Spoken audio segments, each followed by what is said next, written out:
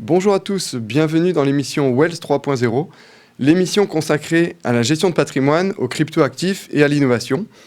Aujourd'hui, nous avons le plaisir d'accueillir Églantine Vrin, notaire à Paris. Bonjour Églantine. Bonjour Pierre-Yves. Dans cet épisode, nous allons parler de succession, un élément essentiel dans la gestion de patrimoine. Et quand on parle de crypto, on parle de cryptoactifs ou d'actifs numériques. Donc finalement, un actif qui, quand on le détient, s'intègre complètement dans le cadre de notre patrimoine. Néanmoins, les caractéristiques attachées aux cryptoactifs sont bien différentes des autres classes d'actifs traditionnelles qu'on peut avoir en actions ou obligations, notamment en ce qui concerne la conservation de ces actifs-là. Et c'est vrai que les investisseurs, aujourd'hui, ont le choix entre détenir ces actifs à travers un intermédiaire de confiance, tel par exemple une plateforme PSAN en France, donc prestataire de services sur actifs numériques, qui est, on va dire, habilité à offrir ce service de conservation d'actifs numériques, ou bien ils ont également le choix de pouvoir détenir en propre eux-mêmes ces actifs numériques, c'est-à-dire en prendre la responsabilité en termes de sécurisation et autres. Et dans le cadre du coup de tes activités, quelles questions soulève finalement cette classe d'actifs et ses caractéristiques propres aux cryptoactifs quand il s'agit de succession ? Alors en fait, ça soulève beaucoup de questions et surtout un certain nombre de problématiques. La première difficulté liée au décès en fait, d'un détenteur d'actifs numériques, ça va être le risque lié à la perte des clés de déchiffrement. S'il n'a pas en fait, anticipé les choses pour que ses héritiers puissent en avoir connaissance à son décès. Et donc par voie de conséquence, eh bien, tout simplement la perte des portefeuilles de crypto, que ce soit des portefeuilles froids ou chauds. Donc c'est là où déjà il y a une première vraie difficulté.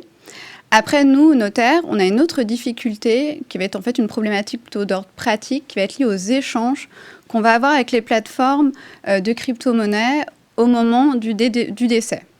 En fait, dans une succession, quand il y a des comptes bancaires, c'est assez facile, il y a des services succession attachés aux différentes banques avec lesquelles on rentre en contact, qui nous transmettent les informations dont nous, on a besoin dans le cadre de la succession, et nous, on leur transmet les documents pour qu'ils débloquent finalement assez rapidement les actifs. Là, en termes d'actifs numériques, c'est complètement différent. Pour avoir déjà eu le cas, en fait, il faut savoir qu'aujourd'hui, les plateformes ne sont pas du tout équipées pour ça. Ils n'ont pas de service juridique. Parfois, il n'y a même pas d'adresse mail. Il faut passer par des chats. Donc, voilà, c'est assez complexe. Et du coup, forcément, ça prend beaucoup de temps. Et après, ce sont des plateformes étrangères qui fonctionnent aussi beaucoup à l'anglo-saxonne et qui nous demandent, nous, des documents qu'on n'a pas l'habitude de transmettre. Donc, il y a aussi tout une adaptation à faire pour que, dans la mesure du possible, les héritiers puissent, dans un délai qui ne sera pas trop long, récupérer les informations et ensuite récupérer les actifs. Mais tout ça engendre un certain nombre de difficultés, comme on peut l'imaginer. Et une fois justement qu'on a résolu ce problème-là, en tout cas qu'on a identifié les plateformes ou la façon dont la personne détenait ces actifs-là, comment concrètement ça se passe, sur quelle base finalement la fiscalité va s'appliquer, parce qu'on sait que c'est une classe d'actifs volatile, donc si une succession prend peut-être plusieurs semaines ou plusieurs mois, la valorisation de ces actifs-là peut varier fortement en fonction de l'environnement et du contexte de marché. Et donc voilà, comment s'opère finalement de façon pratique cette valorisation ? Alors, donc en fait, pour répondre à ta question, il faut savoir que l'administration fiscale a posé une règle qui est assez claire. Les actifs ils doivent être valorisés à leur valeur vénale aujourd'hui. Ça veut dire quoi ? Ça veut dire à la valeur de marché. Pour un portefeuille d'actions, ça veut dire quoi ? C'est le cours des actions à la date du décès. Eh bien, pour des actifs numériques, ça va être le cours de conversion en euros à la date du décès. Les cours, on peut facilement y accéder via les plateformes. Donc, c'est assez facile d'avoir l'information.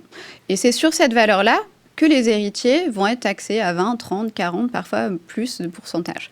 Mais c'est là où, comme tu le disais, la volatilité de ces actifs peut poser un véritable sujet, parce qu'on va avoir des droits de succession qui vont être calculés sur une valeur jour d'essai.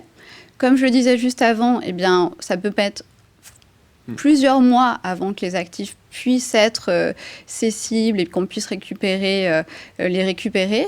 Et donc derrière, eh bien, on a le risque que la valeur potentiellement s'effondre. Et donc d'un côté, on a payé des droits de succession sur une valeur élevée et que finalement, derrière, on récupère des actifs pour une valeur beaucoup moins importante. Et donc aujourd'hui, on n'a pas vraiment de solution pour se prémunir de ça.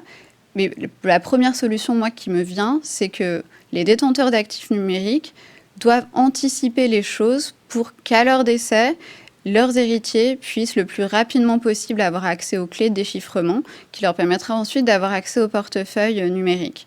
Et donc pour ça, parce qu'après, il y a le risque de ne pas divulguer de son vivant la clé. Voilà. Donc, il faut trouver un juste équilibre entre les deux. Et en fait, l'établissement d'un testament via un notaire, c'est une très bonne solution parce que c'est quelque chose que, de notre vivant, personne ne peut y avoir accès. Généralement, c'est le notaire qui va le conserver dans son coffre-fort.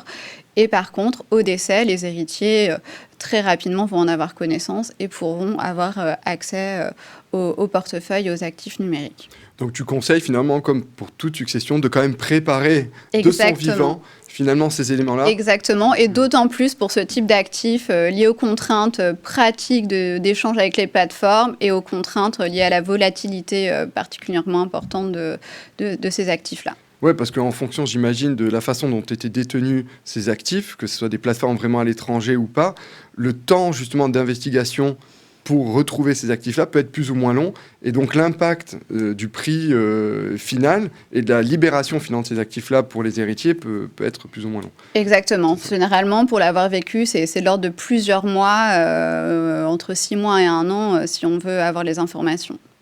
Eh bien écoute, merci beaucoup Églantine pour toutes ces informations. C'était un échange passionnant. Merci à vous de nous avoir suivis et à bientôt pour un nouvel épisode. C'est bon ? Ça a été ? Il n'y avait pas le temps, donc je sais pas. Ah bah voilà. Bon. Ouais, c'est parfait.